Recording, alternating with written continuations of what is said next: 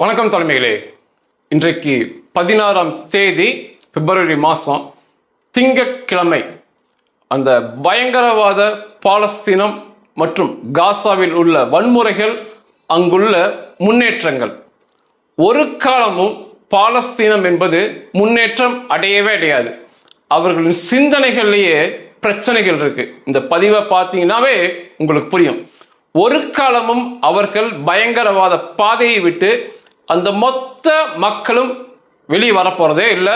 முன்னேற்றமும் அவர்கள் வாழ்க்கையில் வரப்போவதே இல்லை.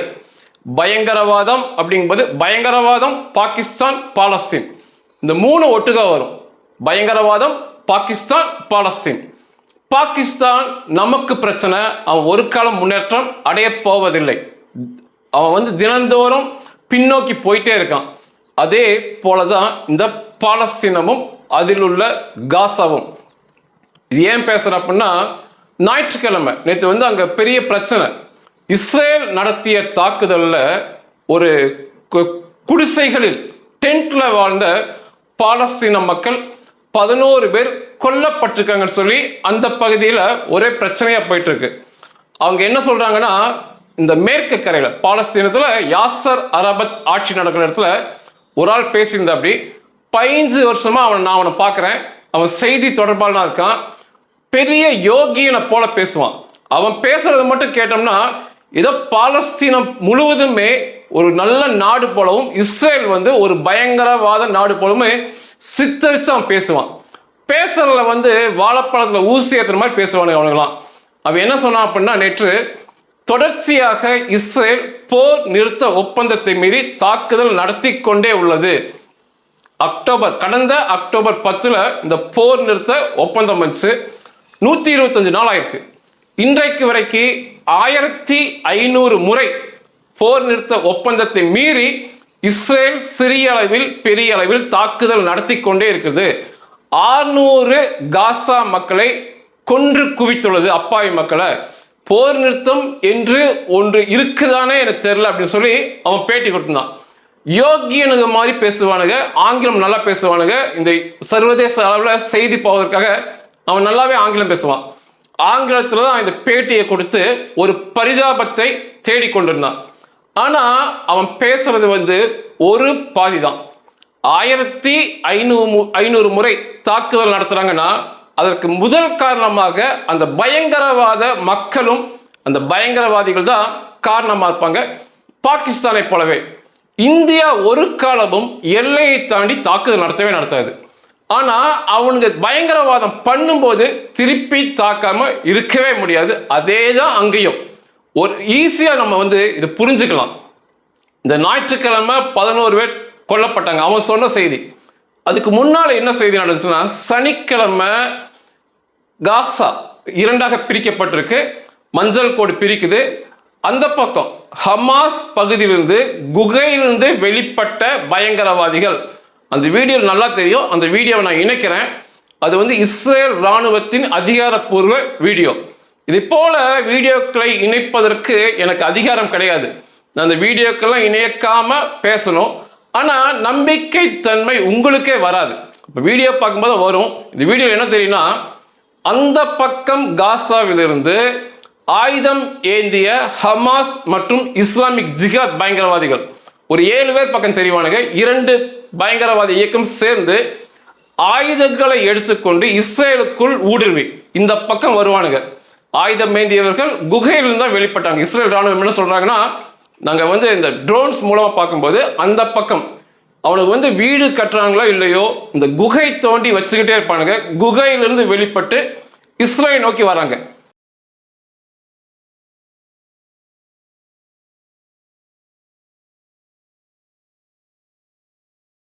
இந்த 7 பேருக்கு மேலே இருப்பானுங்க. இஸ்ரேலுக்குள் ஊடுருவி ஒருவேளை தாக்குதல் நடத்திருந்தா மிகப்பெரிய பயங்கரவாத காரியம், உயிரிழப்பு இஸ்ரேல் தரப்பில் நடந்திருக்கும். அதற்கு முன்பாகவே அதை பார்த்துவிட்ட இஸ்ரேல் ராணுவத்தினர் அவங்க கையில் ஆயுதம் இருக்கிறதையும் பார்த்து அந்த வீடியோவில் சிவப்பு வட்டமிட்டு காட்டப்படும். அவன்லாம் அதிகமான ஆயுதம் வச்சிருப்பான்.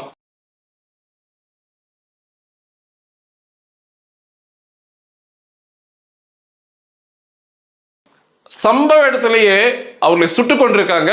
அதுல 2 பேர், அந்த சிவப்பு வட்டமிட்டவனும் இன்னொருத்தனும் சம்பவ இடத்திலேயே கொல்லப்பட்டாங்க.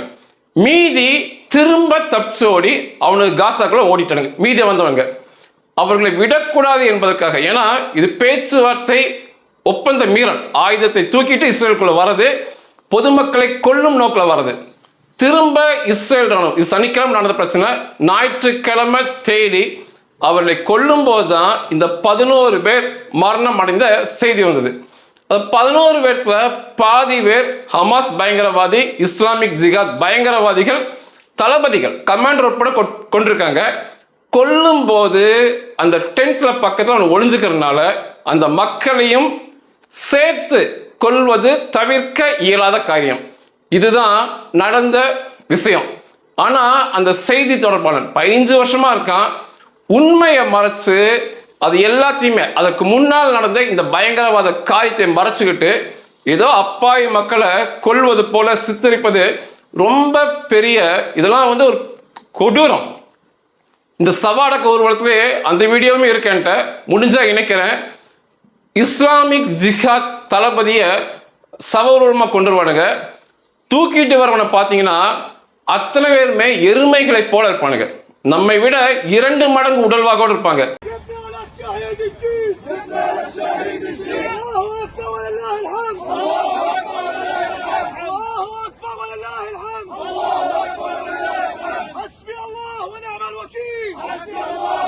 ஆனா செய்தி என்ன?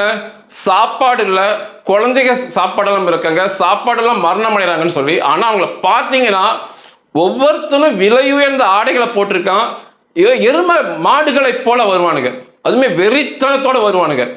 இவர்கள் திருந்த போவதே இல்லை. இவனுக்கு இருக்கிற வரைக்கும் இவனுக்கு வாழ்க்கையிலையும் முன்னேற்றம் ஏற்படாது, இந்த பாலஸ்தீன மக்கள் வாழ்க்கையில் முன்னேற்றம் ஏற்படாது. அதே போல இவர்கள் இருப்பது இந்த உலக அமைதிக்கு குந்தகம் விளைவிக்கக்கூடிய செயல். இப்ப அமைதி ஒப்பந்தம் வந்து இப்ப 2ஆம் கட்டத்தை நோக்கி நகர வேண்டும், ஆயுதங்களை ஒப்படைக்க வேண்டும். இந்த அமைதி ஒப்பந்தம் வந்து முதல் பிணை கைதிகளை 2 தரப்புலையுமே ஒப்படைக்கணும், மிகச்சரியா முடிஞ்சிருச்சு. 2வது ஹமாஸ் தங்களின் ஆயுதங்களை ஒப்படைக்க வேண்டும். 2வது 3வது இஸ்ரேல் ராணுவம் இப்ப இருக்க 50% காசா பிடிச்சு வச்சிருக்காங்க, அதுல இருந்து வெளியேறி முற்றாக இஸ்ரேலுக்குள்ள போயிடணும். இது 3வது. 4வது காசாவை கட்டித்தரணும், உலக நாடுகள்லாம் சேர்ந்து கட்டித்தரணும். இதுல வந்து இப்ப 2வது கட்டத்தில் நிக்குது.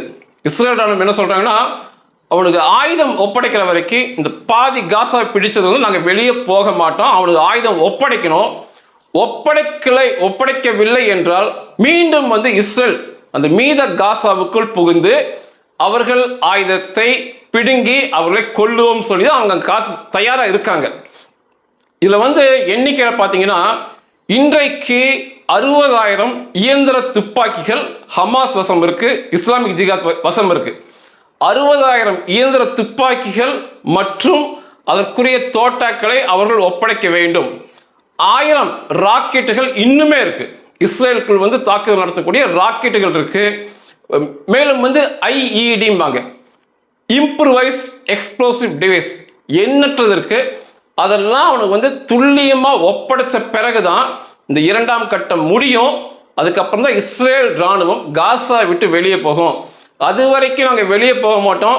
ஒருவேளை உலகத்தால் ஹமாஸை நிராயுத பாணி ஆக்க முடியவில்லை என்றால் அந்த காரியத்தை இஸ்ரேல் ராணுவம் மேற்கொள்ளும். இஸ்ரேல் ராணுவம் திரும்ப உள்ள போய் அவர்கள் எல்லாம் கடைசி நபர் வரை கொல்லுவோம் அப்படிங்கிறாங்க. உங்களுக்கு ஒரு சந்தேகம் இருக்கும், ஏற்கனவே கொன்னாச்சுங்கிறீங்க, திரும்ப எப்படி இன்னைக்கு வந்து 20,000 ஹமாஸ் பயங்கரவாதிகள் இருக்காங்கன்னு சொல்லி மதிப்பிடப்படுது, திரும்ப எப்படி 20,000 பேர் வந்தாங்க அப்படின்னா, இந்த ஹமாஸ் பயங்கரவாதி காசா மக்கள் வேறு அல்ல, அந்த காசா மக்கள் முழுவதுமே பயங்கரவாதிகள் தான். வயோதிகர்கள், பெண்கள், குழந்தைகள் எதுவுமே கிடையாது, முழுக்க முழுக்க பயங்கரவாதிகள் தான். இப்ப நம்ம பள்ளியில வந்து மாறுவேட போட்டி நடக்கும், நம்ம பிள்ளைகளை வந்து தேச தலைவர்களைப் போல மற்றும் கடவுள்களைப் போல நிறைய பேர் பார்ப்பீங்க. பிற மதத்தவர்களே மதம் மாறி தங்கள் குழந்தைகளுக்கு கடவுள் வேஷம் போடுவதை பார்ப்பீங்க. இப்படிதான் இருக்கும். ஆனா அங்க வந்து பள்ளிகளில் மாறுவேட போட்டி காசா நடக்கும்போது இயந்திர துப்பாக்கி வைத்திருக்க குழந்தைகள், தற்கொலை குண்டுகளை வைத்திருக்க போன்ற குழந்தைகள், கழுத்தை அறுப்பது போன்ற குழந்தைகள், இதெல்லாம் பார்க்கலாம். அதை பிறர் கழுத்தை அறுப்பது போல நடிக்கும் குழந்தைகள். அந்த கழுத்தை அறுப்படுவது வந்து யூதன், இவன் போய் கழுத்தை இருக்கிற போல சின்ன குழந்தைகளுக்கு இவனுக்கு சொல்லி தருவானுங்க. இவனுக்கு ஒருபோதும் திருந்த போதில்லை. அதனால இந்த ஹமாஸ் பயங்கரவாதம் என்பது அந்த மக்கள் அங்கே இருக்கிற வரைக்கும் இருந்துகிட்டே இருக்கும். நீங்க எத்தனை பேரை கொண்டாலும் திரும்ப திரும்ப அந்த மக்கள் பயங்கரவாதிகளாகவே இருப்பானுங்க. டெரர் பாப்புலேஷன், பயங்கரவாத மக்கள் தொகைகள் அவனுங்க. அதனால வந்து திரும்ப இந்த எண்ணிக்கை சொல்றதெல்லாம் ஆச்சரியப்படக்கூடிய விஷயம் அல்ல. இந்த அரபு நாடுகள் கணிசமாக ஆயுதங்கள், பணங்கள் வந்து கொடுத்துக்கிட்டே இருப்பாங்க. ஏது இவனுக்கு இவ்வளவு ஆயுதம்? இன்னைக்கு 60,000 இயந்திர துப்பாக்கி தோட்டங்கள் ஏது அப்படின்னா, சுற்றி இருக்கும் அரபு நாடுகள் 2 வழியாக காசாவில் ஊடுருவலாம். ஒன்று கடல் மார்க்கமாக, கடல் வழியாக திருட்டுத்தனமாக வந்து காசாக்குள்ள போகலாம். இந்த வழியாகவும் அவனுக்கு ஆயுதங்களை கொடுப்பாங்க, பணங்கள் கொடுப்பாங்க. கடல் மார்க்கமாக இஸ்ரேல் ராணுவம் கண்காணிச்சிருப்பாங்க. எல்லா ஊடுருவலையுமே நம்ம முறியடிக்க முடியாது, அப்படி வரும். இன்னொன்று, எகிப்திலிருந்து காசாவை தொடலாம். எகிப்தும் காசாவும் ராஃபா பார்டர் அப்படிம்பாங்க, அந்த வழியா வரலாம். அந்த எல்லை மட்டும் 12 கிலோமீட்டர் இருக்கும். எகிப்து என்ன சொல்லுவான்னா, அவன் ஒரு அரபு நாடு, அந்த எல்லையை நாங்கள் பயங்கரமாக கண்காணிக்கிறோம், எங்கள் ராணுவ வீரர்கள் எண்ணற்றவர்கள் இருக்காங்க, எதுவுமே ஊடுருவ முடியாது அப்படின்னு எகிப்து சொல்லும். நீங்க மேலோட்டமா பூமிக்கு மேல பார்த்தீங்கன்னா மிக பலப்படுத்தப்பட்ட பாதுகாப்பை பார்க்கலாம், எகிப்து ராணுவ வீரர்களை பார்க்கலாம், ஆயுதங்களை எல்லாம் பார்க்கலாம். இதெல்லாம் பூமிக்கு மேல நம்ம பார்க்கலாம். ஆனா அந்த 12 கிலோமீட்டருக்கும் எகிப்திலிருந்து காசா வரைக்கு குகைகளை, எண்ணற்ற குகைகளை அவங்க நோண்டி வச்சிருக்கானுங்க. ஹமாஸ் பயங்கரவாதி எகிப்து சேர்ந்துதான். எகிப்திலிருந்து அந்த 12 கிலோமீட்டர் குகை வழியா வந்து காசாக்குள்ள வந்துடலாம். வெளியே தெரியாது. வெளியே பார்க்கும்போது பார்த்தீங்கன்னா யோகி ரெப்பர் எல்லாமே நடிப்பானுங்க. ஆனால் இந்த பூமிக்கடியில் இந்த அயோக்கியத்தனத்தை பண்ணுவாங்க. பெரும்பாலும் ஆயுதங்கள், பணங்கள், பிற பொருட்கள் அந்த எகிப்து வழியாக, குகை வழியா காசாக்குள்ள வரும். அது போக காசாவிற்குள் குடிசை தொழில் போல அவனுக்கு ஆயுதங்களையும் செய்வானுங்க. இதனால தான் அதிக ஆயுதங்கள் அங்கே வருது. இப்போ இந்த ஆயுதங்கள்ல இயந்திர துப்பாக்கி, ராக்கெட்டுகள், அது போக ஐஇடி. நான் அதிகமாக வந்து உங்ககிட்ட ஐஇடின்னு பேசிக்கிட்டு இருப்பேன், இம்ப்ரூவைஸ்டு எக்ஸ்ப்ளோசிவ் டிவைஸ். இந்த ஆயுதம் வந்து ஒரு கொடூரமான ஆயுதம். இந்த காசா இஸ்ரேல், ஹமாஸ் இஸ்ரேல் ராணுவ சண்டையில் இஸ்ரேல் ராணுவர்கள் மரணம் அடைந்ததில் 75% இந்த ஐஇடிக்கு தான் பலியாயிருக்காங்க. இது நீங்க கண்டிப்பா தெரிஞ்சு வச்சுக்கணும். போர்க்களத்துல இது ஒரு ஆபத்தான ஆயுதம். ஆயுதம் அப்படிங்கிற பேசும்போது துப்பாக்கினா ஒரு தோற்றம் வரும். துப்பாக்கி தோட்டா அப்படின்னா ஒரு தோற்றம் வரும். பீரங்கி குண்டுகள்னா தோற்றம் நமக்கு வரும். ராக்கெட் எல்லாத்துக்குமே ஒரு தோற்றம் மனசுல வரும். அதை பார்த்தே புரிஞ்சுக்கலாம் அது ஒரு ஆயுதம் என்று. இந்த ஐஏடியை அப்படி கண்டுபிடிக்கவே முடியாது. அதனாலதான் மேம்படுத்தப்பட்ட வெடிமருந்து சாதனங்கள் அப்படிம்பாங்க.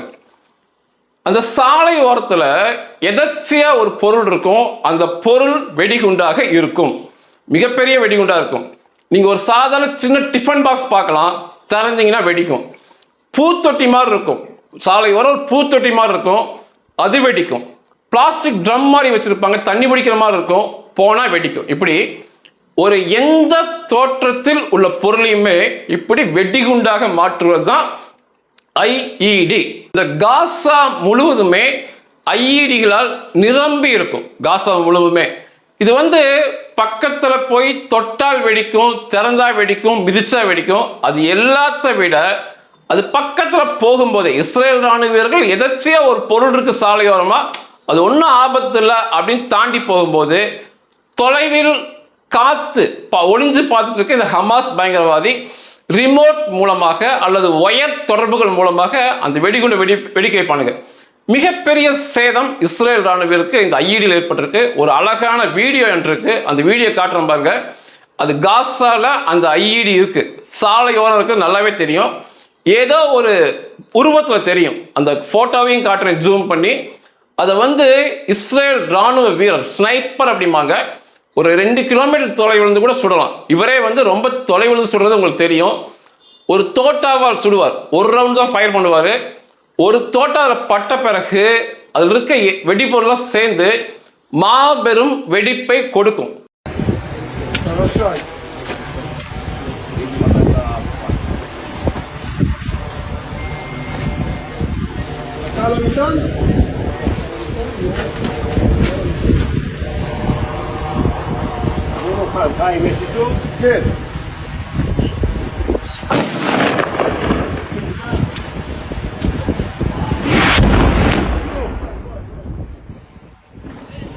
அந்த வீடியோவில் இது வந்து கண்டுபிடிக்காம அது பக்கத்தில் அது சாதாரண பொருள் நடந்திருந்தாங்க அப்படின்னா, ஒரு 5 ராணுவ வீரர்கள் தாண்டி இருந்தாங்கன்னா, அது வெடிச்சிருந்ததுன்னா 5 ராணுவ வீரர்களும் கொல்லப்படுவாங்க ஐஇடியில்.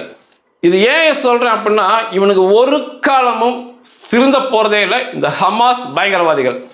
இவர்களை கொல்லுவது தான் ஒரே வழி.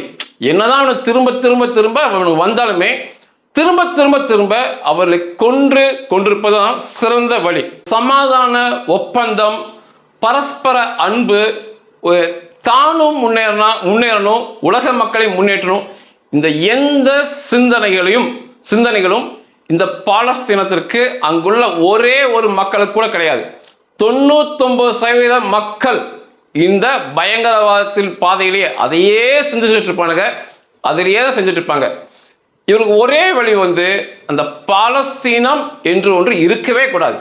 அவர்களாம் ஆயுதத்தெல்லாம் பிடுங்கிட்டு திரும்ப வந்து கட்டித்தரேன்னு சொல்றதெல்லாம் மிகப்பெரிய முட்டாள்தனம். உலக நாடுகள் செய்கிற மிகப்பெரிய முட்டாள்தனம் அது. அவங்களுக்கு வீடியோவில் கட்டித்தரேன்னு சொல்றது. வீடுகள் இல்லாமல் இப்படி டென்ட்ல இருக்கும் போதே தொடர்ச்சியாக குகை வழியா வெளியே வரானுங்க. இவனுக்கு திரும்ப கட்டி கொடுத்தா அதை பயன்படுத்தி மிகப்பெரிய தாக்கம் நடத்துவானுங்க.